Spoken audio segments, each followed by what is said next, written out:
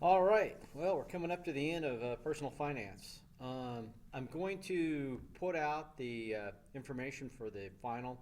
What it'll do, what I've done in past times is it'll be like two videos because it gets kind of long and whatever the systems kind of break down sometimes if the file line's too big. So it'll be probably be two half an hour, 45 minute, hopefully not that long.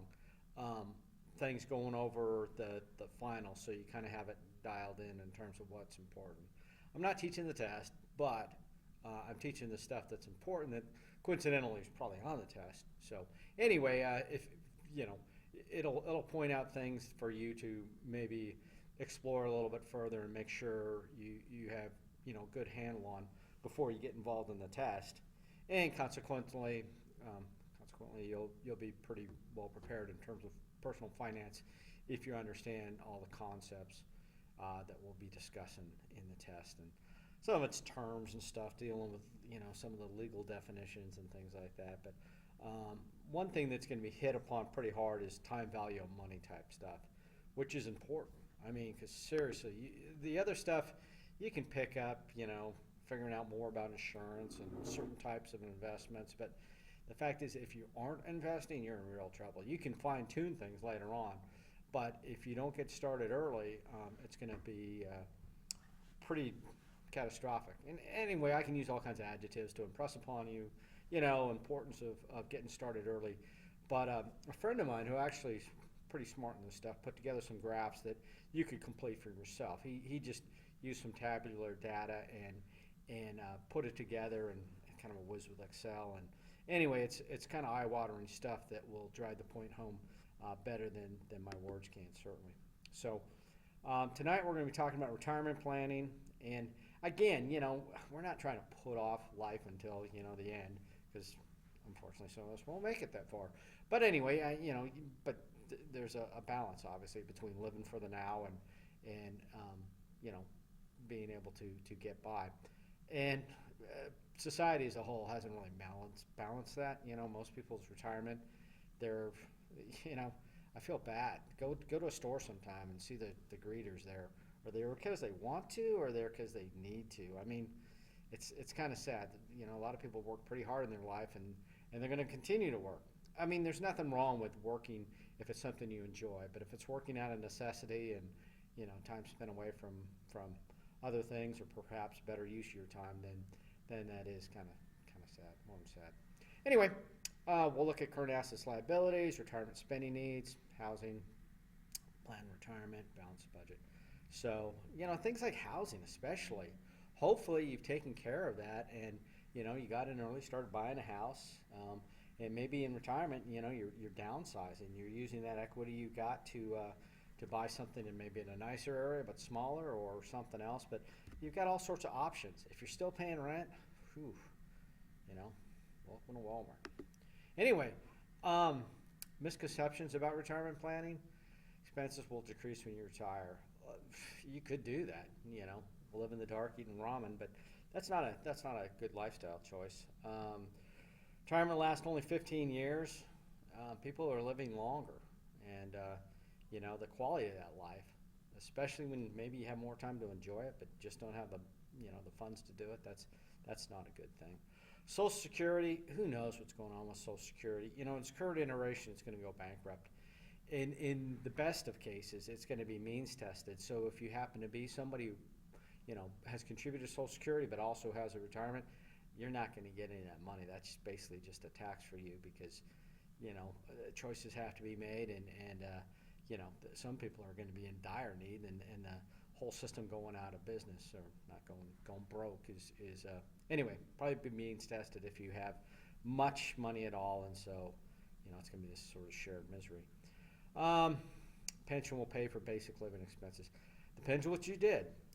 There are some union type things that might get there, but again, some of these union things, especially some of the municipal unions and stuff, those folks are running out of money, and anyway, it could get ugly. Misconceptions: pension benefits will increase. Golly, I lived in Spain for a number of years. I saw a number of military guys who were just doing well. They love living in Spain. They stayed there, and they probably stayed there too long. Their their military retirement that was priced in dollars did not keep up with inflation, nor did it keep up with the euro rate over there. So these guys were in poverty, and they had no way out. They were stuck in Spanish mortgages and stuff. Granted, their situation was a bit more unique and probably a little worse, but there's other folks whose pensions, again, those situations never usually work out to the benefit of you. Health insurance, medical insurance, who knows? Again, that's kind of the great unknown. Most of us, what they're terming Affordable Care Act or Obamacare, that's not necessarily Medicare, but again, a lot of the money to fund that was taken from Medicare, so it didn't really have a positive input on that. Plenty of time for me to start. We will get right to that, and we're going to talk about those graphs in terms of just what happens if you wait. So here's what the book has to say about it. 25 to 65, you invest $300 a month, 9% return, you'll have 1.4 million. Wait 10 years, start at 35. So again, these numbers may impress you, but let me show you some other things that will do it.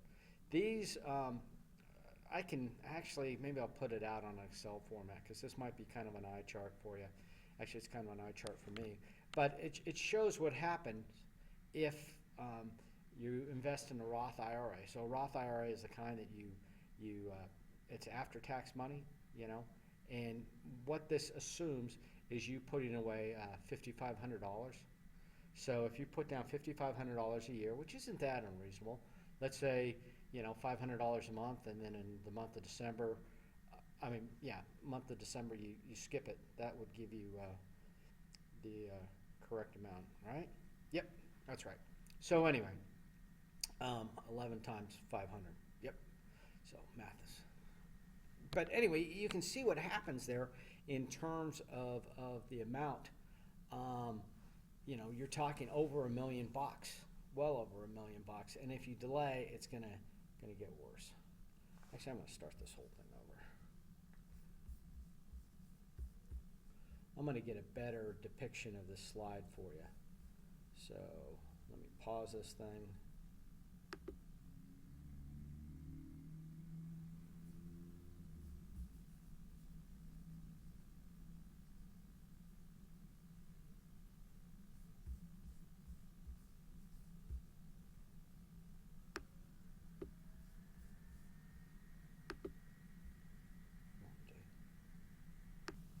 All right, so I apologize for the buffoonery there on the slides, but had to take it offline for just a second and put a pause on that because you need to see this slide. I mean, this is incredible.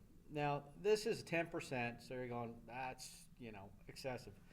Not necessarily. Actually, that's about an average for long-term stock market returns. I've also got a chart for 5 and 8%, which are, included there in your notes in the rest of the lecture, and then I'll go ahead and I'll put this Excel spreadsheet. I've got the guy's permission to send it to folks directly. So anyway, look at that green line. That is the value at age 65, and you see what happens. I mean, we're talking $5,500. We're talking basically $500 a month, plus being able to skip the month of December. And you can end up with 5.3 million bucks. So pretty impressive. The deals with that, I mean, what is required is that you start early. I mean, that's starting at age 18. Okay, maybe, that's kind of past us by. But, getting up into maybe ages where hopefully you can start to do this, maybe say 25, 26, you're still in the $2 million, $2.7 million zone. I mean, that's incredible. But what you need to do is, put away that $5,500. So the $5,500 when you're 25, 26, yeah, it's a bit painful. As you get closer to retirement, your income's probably going to be considerably more, and kids are through college, and it's not going to be such a burden.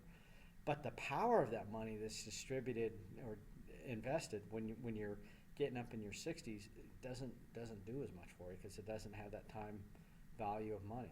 So you can see what happens by delaying it. So on the columns there, you've got the age, the age that you start investing that $5,500. If you started that at age 18, which is pretty optimistic, I would have had to catch you in high school. But anyway, total, out of pocket money that you spent on that would have been $273,000. But in return for that, you would have ended up with $5.3 million with a return on investment of 1,942%. So there is no cost of delay because you got right after it. Now, if say you're age 28 when you start, your total investment is going to be a little less since you're only putting in $5,500 for a shorter period of time. But I say age 28, $2 million, $2 million if you're still living off that in terms of interest. Let's say you're not getting the 10%. Let's say you're just getting 8%. Most folks can do pretty well on $160,000 a year. What else? 830% return on investment, not too bad. And the cost of delay, it's water under the bridge, but it was a couple $100,000.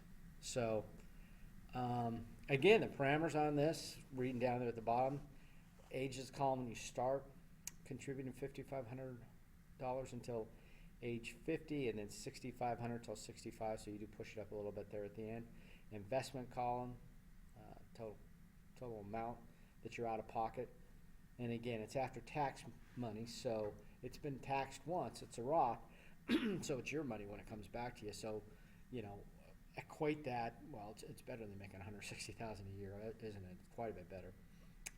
Return on investment speaks for itself. Cost of delay is waiting 1 year to start is costing you in the end game. So if you're 22, you wait soon 331,000. So it gets painful.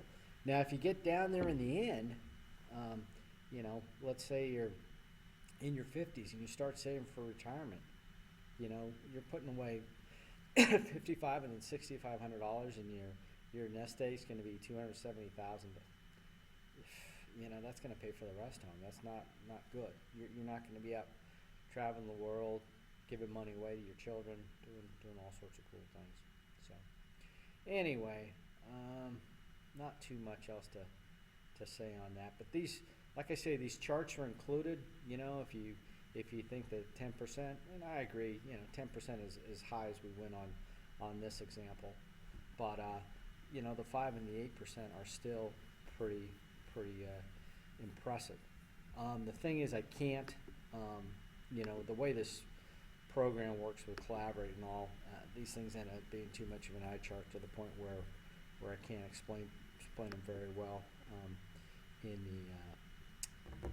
the actual software. Let me see if I can get back to Collaborate and do it that way. In case anybody joins us. So anyway, I can't overstate it enough. There's the 5%. You can see the curves are, not quite as dramatic, but still quite impressive. You need to get that nest egg, and in the nest egg, once you've got that money, it will generate everything you need. It'll be, kind of the golden goose. It's going to keep you in good stead. So, more about retirement planning. If you have any questions on those graphs too, I'll send them to you.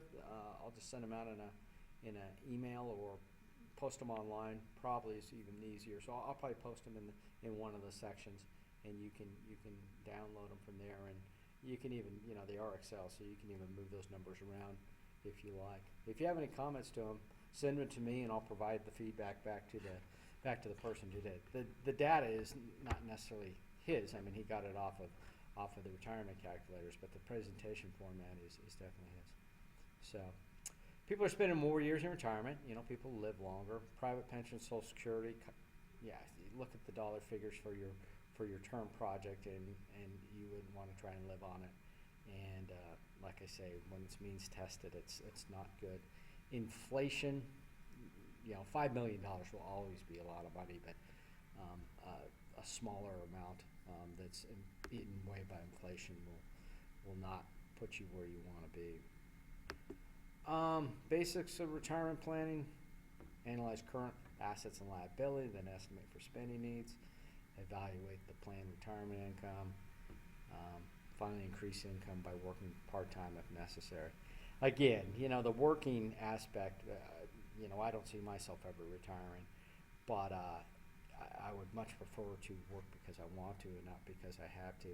The other thing too is, I'm not real optimistic about this whole healthcare situation, and money may, equate to health.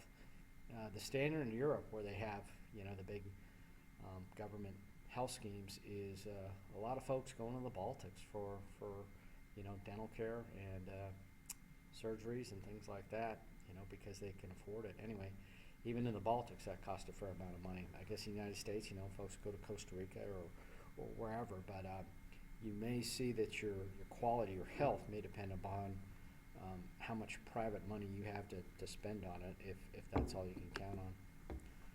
Analyze your current assets. So housing, hopefully you own that house.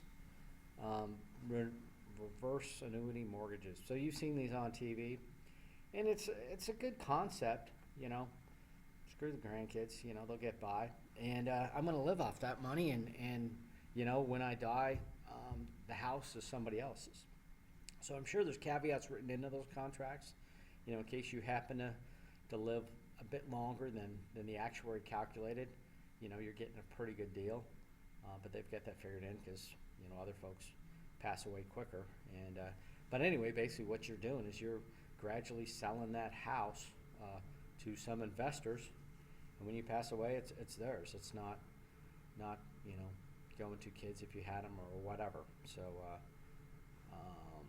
also the idea of an executive home, that's what they call homes where you don't have any lawn to take care of and snow to shovel or whatever. I just buy a tractor. Life insurance. I've stressed, to try and keep your life insurance and your investments separate. That's why I'm a big fan of term life insurance. Most people who are pretty savvy, I hope to include myself in that group, aren't big fans of these sort of hybrid whole life, universal life, whatever, complex insurance things that blend insurance and investments.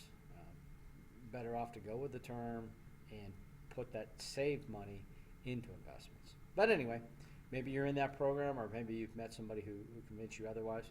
So there may be some cash value associated with that. Other investments: stocks, bonds. Consider taking income from them. Start selling stuff, or switch to stocks that pay dividends. That may be a point where you're going to do that. And that's not a bad thing either. You can, keep those stocks and live off the dividends, and not bad. Assets after divorce. Depending on how long you were married, and there's all sorts of calculations the courts take into consideration. But again, this is less relevant, as the norm is for both spouses to be working. So, she's got hers, I got mine, not an issue. So that's becoming more and more common. The whole Ozzie and Harriet days, where you just had like the father, the bread. Ozzie and Harriet doesn't mean anything to you guys, does it? Yeah.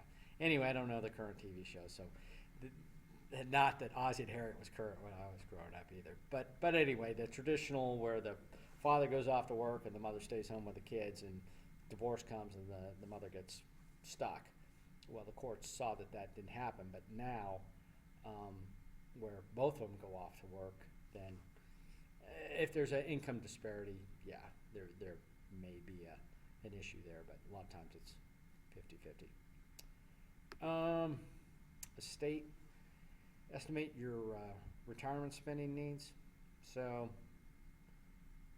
hard to say, sometimes, and you do hear sometimes, well, I won't have to spend as much on going out to meals, and I can get that early bird, dinner, and I won't have to buy clothing, and yeah, but just the same, you'd probably rather, I'd rather my expenses go up a little bit. I'd rather be out there doing stuff. Federal tax would probably be lower if your income's lower. So again, that assumes that you're not working. Hopefully this House payment will stop though, have that house paid off. Insurance may go up. You should be self-insured, you know. You should have, if you've got a $5 million nest egg, they can keep their life insurance. I'm self-insured, I'm good to go. That's where you want to be. So now you're saving even more money. Life and health insurance. You're going to need to continue the health insurance, but again, life insurance, seriously, consider skipping that. Medical expenses, leisure activities should hopefully go up. Gifts and contributions, hard to say. Too many variables. But inflation will definitely kick in. I always want to hit the wrong button to get the slides to advance. Okay, have an average. There are no averages. Housing 33.6, hopefully not. Hopefully that's paid off. Transportation, fun, leisure. Anyway, nobody fits perfectly, pardon me, into these categories, so we aren't going to waste too much time on that. Housing for retirement, think about where you want to live, taxes, social aspects, children, relatives. Again, driven by so many situations, you know. Some people will stay in Alaska, some people will move away, you know, or go on the road with an RV. Anyway, whatever you do, have a backup. You see a lot of people make these dream decisions and then they want no part of it and they end up wanting to go back to where they are. Now it's more expensive. So type of housing changes your needs.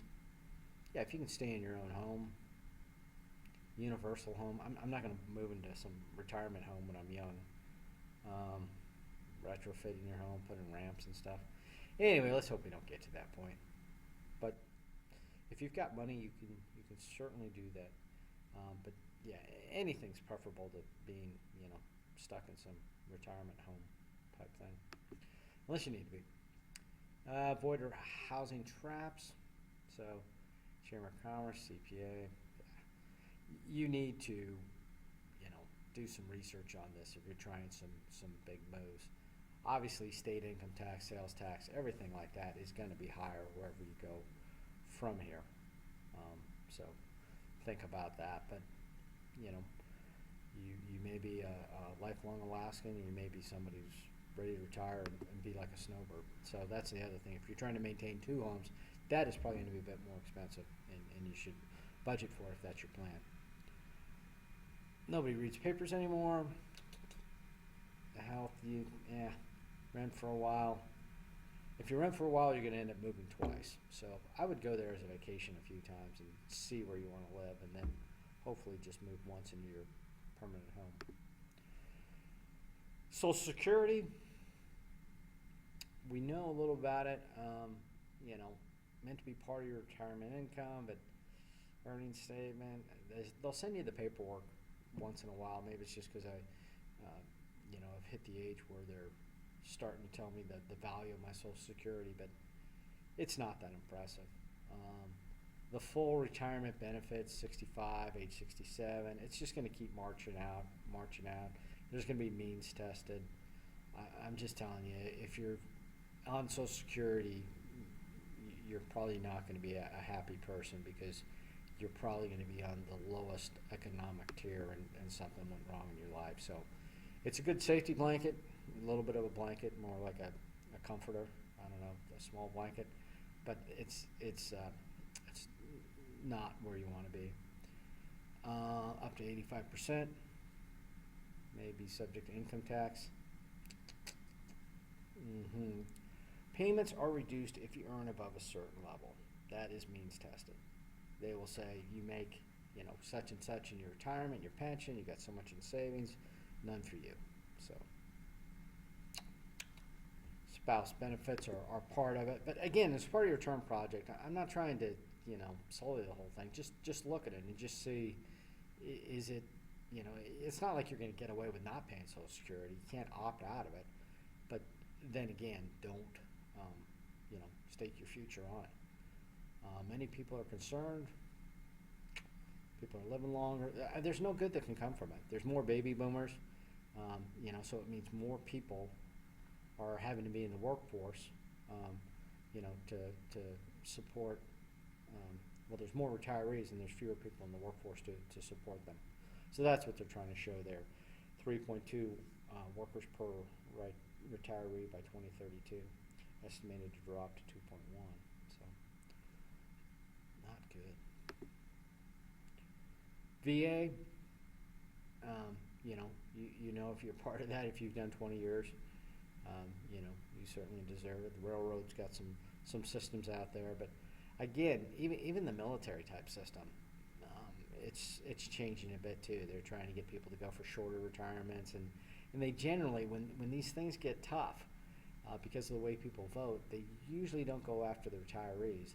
They usually go after the people that are, youngest, newest in the system, figuring they aren't really paying attention right now. So that's why I'm saying that the drug deals that are going to be made to keep Social Security afloat in the near term are not necessarily going to affect the people that are currently on Social Security. They're going to affect the people like you that are going to end up on a long time. And you go, wait a minute, I don't remember when this happened, but it happened back in 2015, 2016. So be prepared.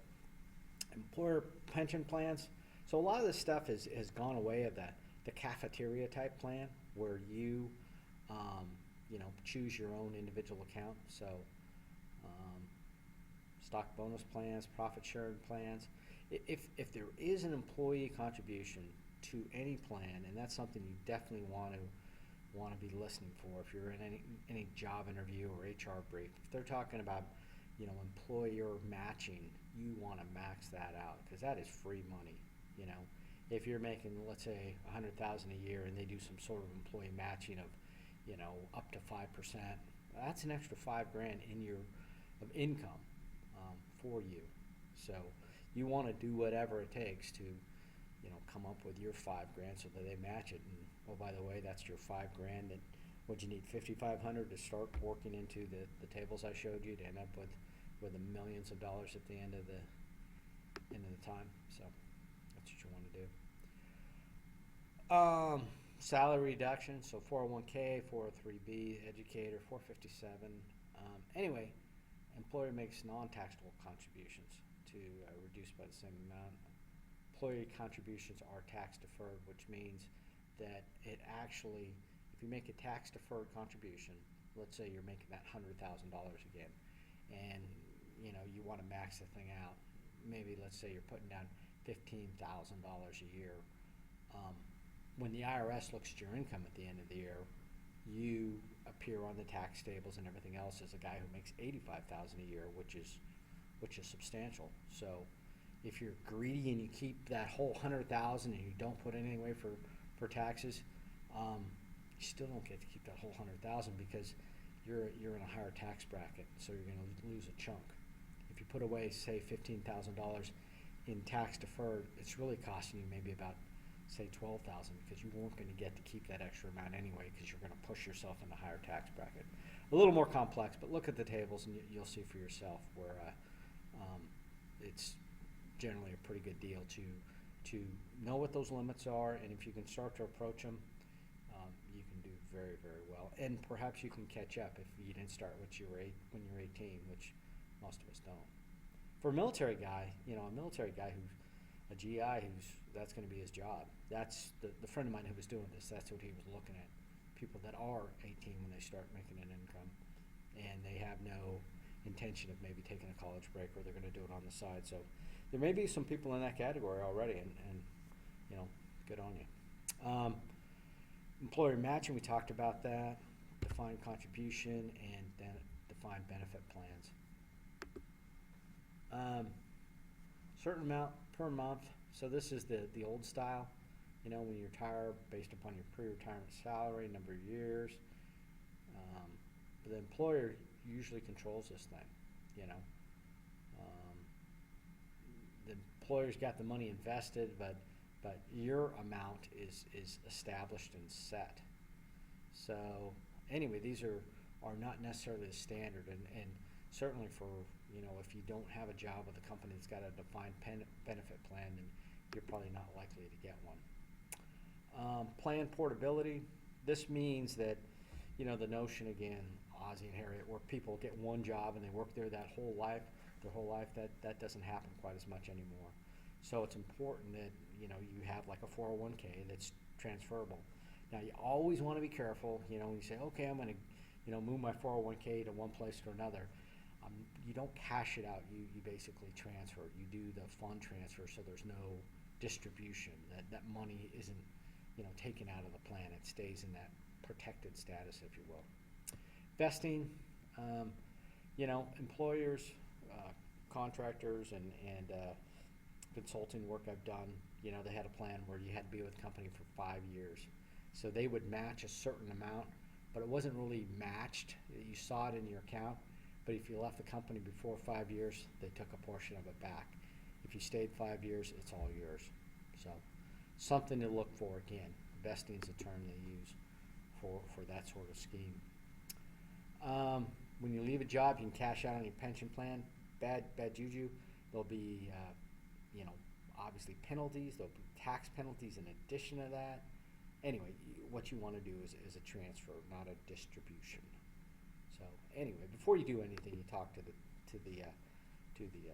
companies, the mutual fund companies, the new HR guys, and just don't do anything stupid. IRAs, so it lets you contribute $5,000 in 2010. So this information is getting a little older. $6,000, age 50. So that's like a catch-up type thing. Maybe tax deductible, and actually these things, I haven't been able to do this for a while because the income limits on it are a bit low. Accumulate tax-free till you start to take it out. You pay tax on the money as you withdraw it. So it hasn't been taxed before. So and then you have to start withdrawing it by 7.5. Roth IRA. So this is what the chart was based on. Contributions are not tax deductible, so you're already paying tax on it, but the earnings accumulate with distributions tax-free if the money's in the account for at least 5 years, which it's going to be. Withdrawals take place after 59.5, so you can get money out of these plans a lot of times early, but with a penalty, or maybe there's a one-time good deal, first-time home buyer or some medical expenses, some sort of hardship. There's caveats, but you're at the will of the IRS when you start doing that. You have to make sure that you conform, or else you will get burned. Contribute up to $5,000, $6,000 per year if you're older. So again, these limits have changed because now we're talking $5,500.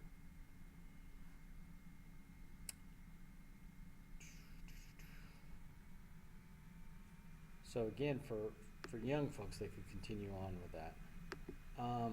Rollover IRA. Yep. Educational IRAs, $2,000 a year to each child, and self-employed type folks IRAs. There's all sorts of other college plans too. If college is your main interest that you're looking for, you may even have a state. There may be specific programs if your kid's going to go to school in Florida or someplace. Or in Alaska, there's programs also based upon, student performance. But regardless of that, there's 529 programs that are set up in states, and you don't even have to use that money in that state. I have 529 set up in Texas because I was a Texas resident when I was in the military. And anyway, my kid goes to school in Alabama, and she's a Alaskan resident. So it all works out. IRA withdrawals.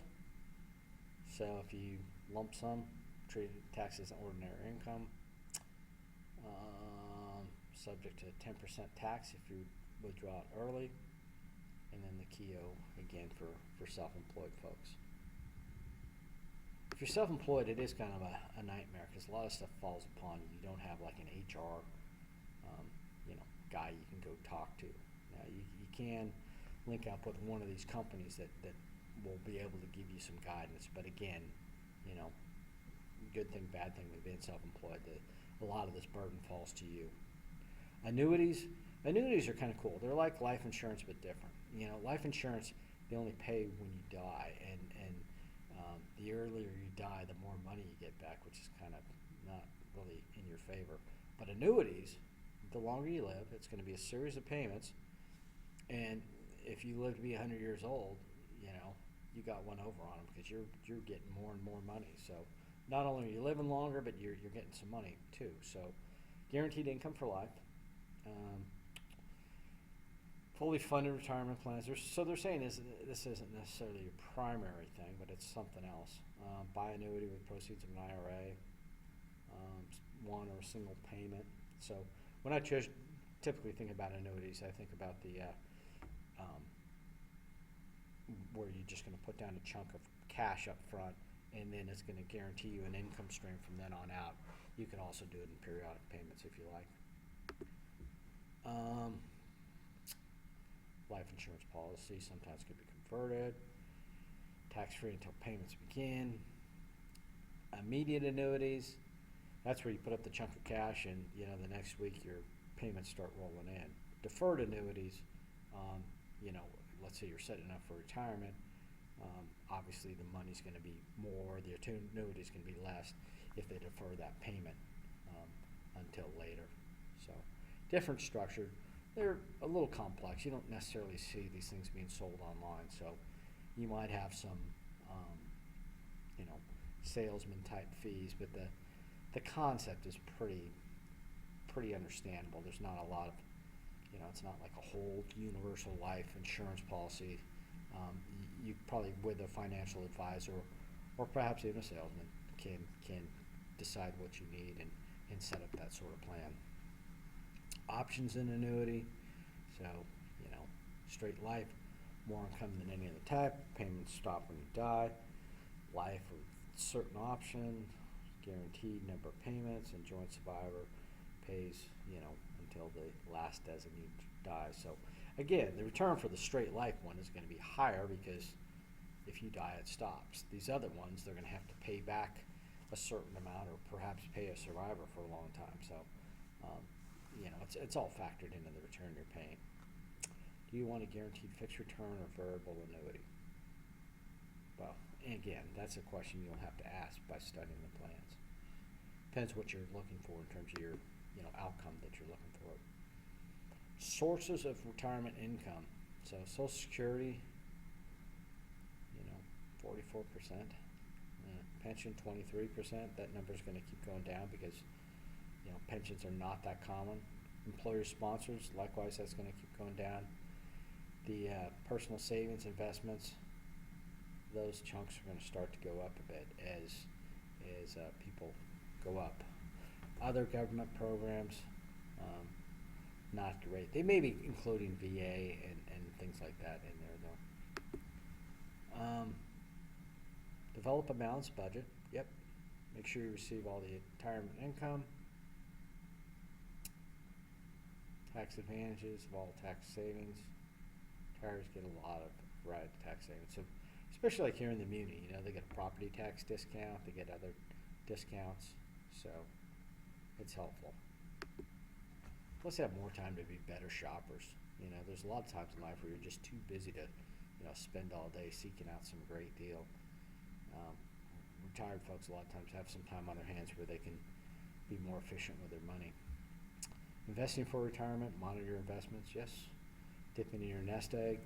If you've got that $5.3 million and you start dipping into that, it's going to reduce that chunk, which I'd feel pretty comfortable doing until I get down to, some sort of level where I'm, starting to eat the golden goose and chop legs off and things like that. That's going to make that goose unsustainable, let's say. All right, so that was enough about retirement planning. My advice, though, is to go through and look at those charts and just, kind of the wow factor and realize even at 5% how much money you can accumulate with steady savings. But more importantly, realize the penalty you're paying if you put it off.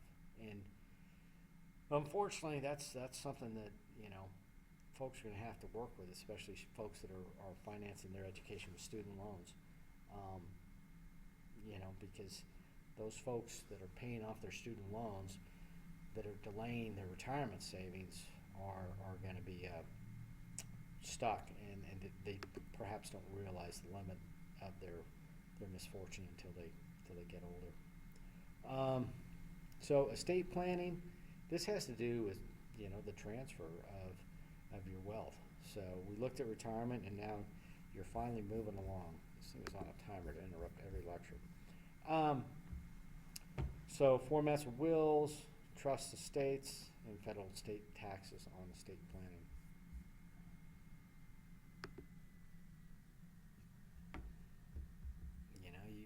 plan for your life, you need to plan for your death as well. Anyway, and you want to have some control. And if you die intestate, then without a will, things are not going to be good. And again, just like life insurance, you're not really taking care of the people that need to be taken care of if you let that happen. So, yeah, married versus unmarried makes a difference. Newer lifestyle, newer challenges. This stuff can get complex, especially some of these folks that have, been in whatever type of partnership that's not legally recognized.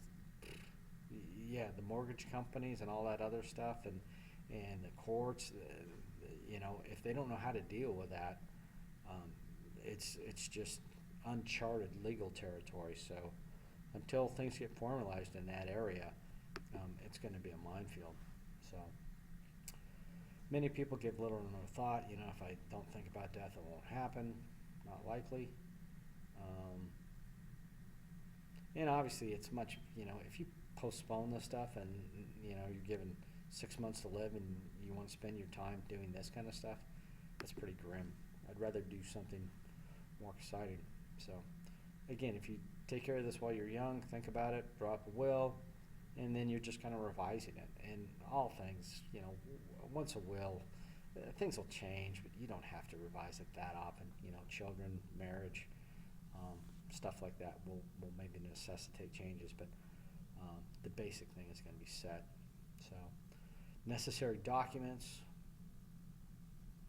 This stuff, you got to at least have copies of it somewhere, but you need to inform people where it's going to be. So whether that's in a fireproof gun safe or at some other trusted parties or something, but having it all in your house with you is probably not a good idea. And even worse is having it all there and not telling anybody where it's at.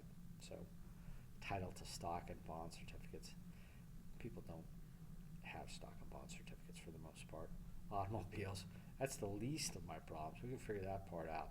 So the important stuff here is, insurance policies. Those things, you may have 3 or 4 and you may not really keep track of them. Veterans documents, most of that stuff's kept electronically.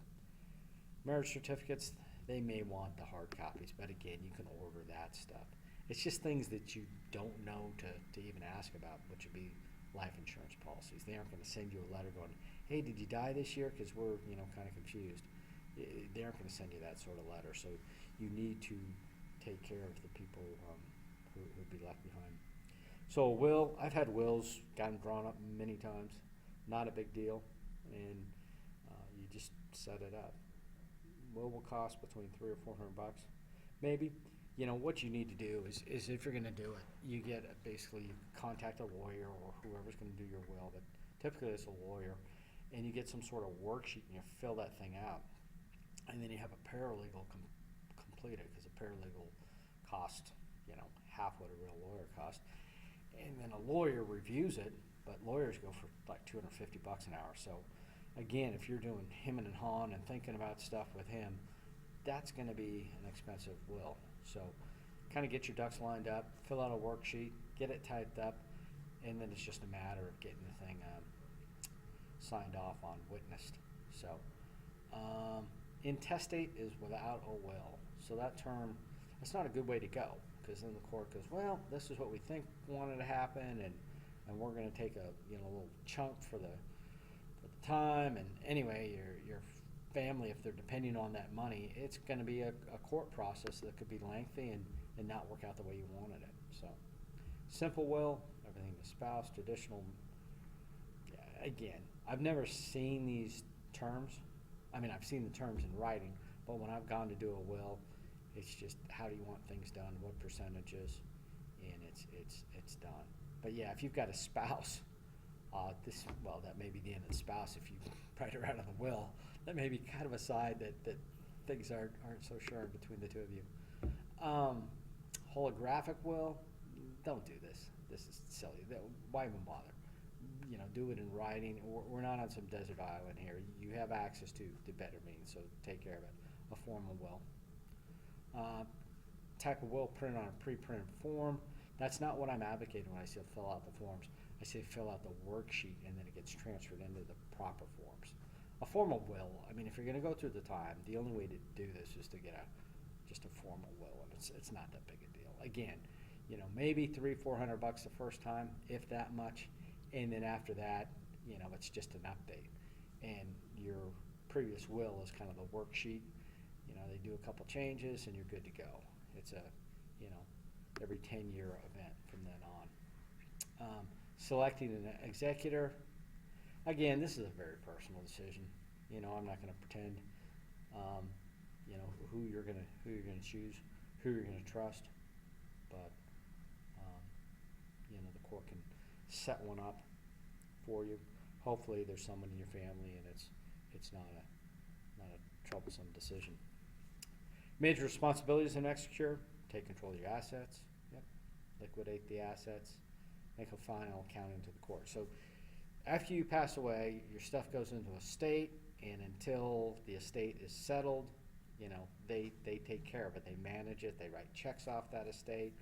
You know, so it can be whatever. It can be for burial expenses and getting your house taken care of if you were the sole survivor. And then if anything's left, it gets apportioned out in accordance with your will. So it's fairly nice. And then the executor is done. So a guardian, if you have children, yeah, somebody's got to take care of them. So trustee will manage property for the benefit of the children. So again, a third party. Be sure you're willing to raise them. Again, personal decisions. Altering or rewriting a will. So sold property mentioned in the will, maybe, but I don't mention property. Property addresses have never been part of my will. It just talks about, you know, my property, our property, whatever. It didn't have street addresses. The marriage divorce thing, that's huge.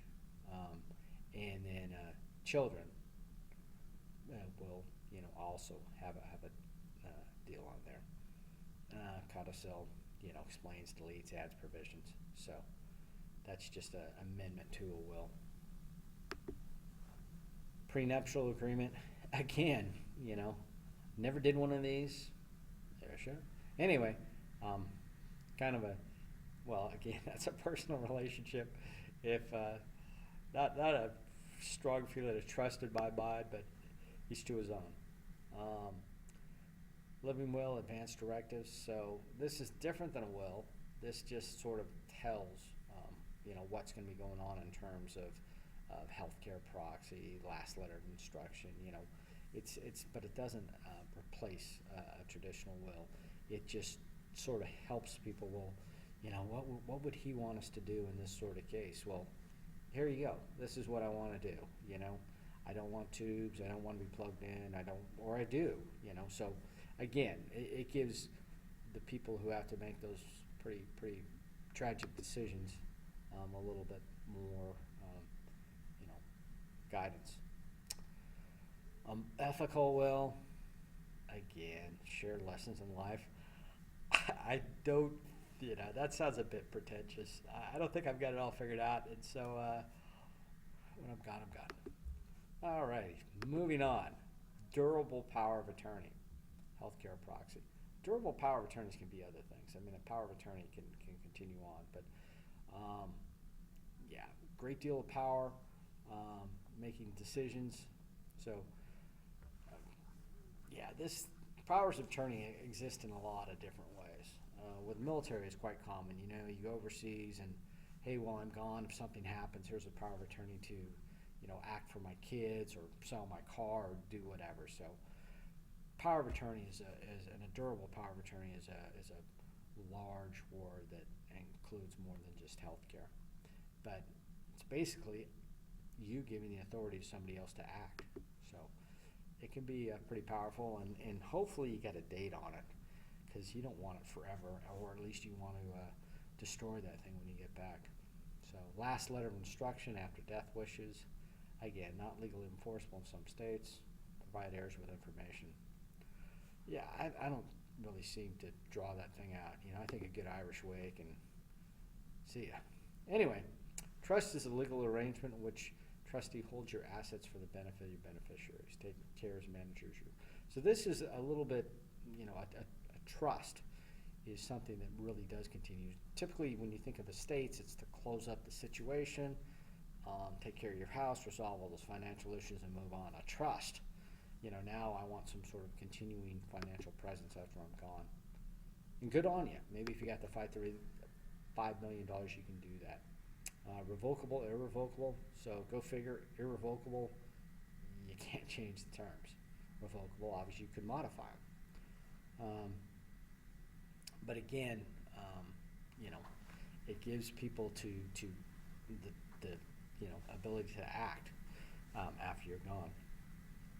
Can be quite useful. So trust are sometimes established, estates are established. Again, we're getting into legalese, and when you get to this point, that would probably be when you're talking to the lawyer. That's the part of the time that you want him to help you with, and you want all the other minutia stuff already done in the worksheet, so that you can ask the more in-depth questions. Benefits of trust: reduce estate taxes, avoid probate, and free you from managing the assets. The deal with probate, again, that's when they say probate, there are courts, state systems that concern themselves with dividing people's property after they've passed, and it can be a process that you want to avoid. Pass-through trust, credit shelters, again, involved with different legal matters, so laws are constantly changing. Disclaimer trust, living in vitro, so living trust, life insurance trust. So anyway, a number of different types of trusts. This gets back to where we started with keeping track of all your insurance policies and what investments you have out there. Home, real estate, money owed to you. Yeah, that would be nice to know. Or maybe, that guy may be pretty happy if it's just a verbal agreement, the guy who owes you the money. Again, not a good event. You don't want people to be cheering when you've passed away. Cars, personal effects. So again, everything you've got. Community property estates. Property's been acquired, so obviously, if you're living someplace like California, your property's not going anywhere. Your property is the property of the survivor, so they would both have to pass before that became joint ownership. So joint tenants with rights of survivorship. Property will pass to your spouse upon death when no estate tax is paid. It's paid when the surviving spouse dies. So again, you can see the complexity that gets, the laws are meant to address traditional married people. So if you're in some sort of partnership, that, if it's not legally recognized, you've got some headaches that you need to get resolved and spelled out, because the law doesn't quite cover your situation. Life insurance, employee benefits, so free from probate and income tax, less payable to the state. Death benefits. So about the Keogh type stuff, profit sharing pensions are excluded from your state. All right. Federal and state estate taxes. So you've heard about inheritance tax, state inheritance tax, charitable bequest, paying owed tax. So your state needs to be settled at the end, and the inheritance taxes and things like that. Again, there's always moves afoot to try and repeal those, or there's different means where like family farms will be lost because they really don't generate that much money, but they represent a huge asset. So you need to get that squared away and find out the tax implications before somebody passes away. All right. And there we are. So what I'm going to do is shortly I'm going to put out the final review lessons. And so, as I know, each chapter is kind of building upon it. There's tons and tons of material. So three things I'll do. 1 and 2 are the final review sections, and the other one is I'll put that Excel spreadsheet out there for you to look at. And if you have any comments on the term project, number of people have sent me, notes or whatever. In terms of format, again, just the guidelines, 4 to 5 pages or longer if you want. I mean, I'm just saying 4 to 5 pages, double spaced at a minimum, but you can go longer if you want. If you want to put an Excel spreadsheet in there, if that explains what you're trying to do, that's fine. But, obviously you're trying to get a good grade out of this, but more importantly, the intent is to kind of come up with a roadmap so that you can be that, guy with $5.3 million many years down the road and not being a problem, and certainly not be a greeter at some store when you don't want to be. So anyway, enough said.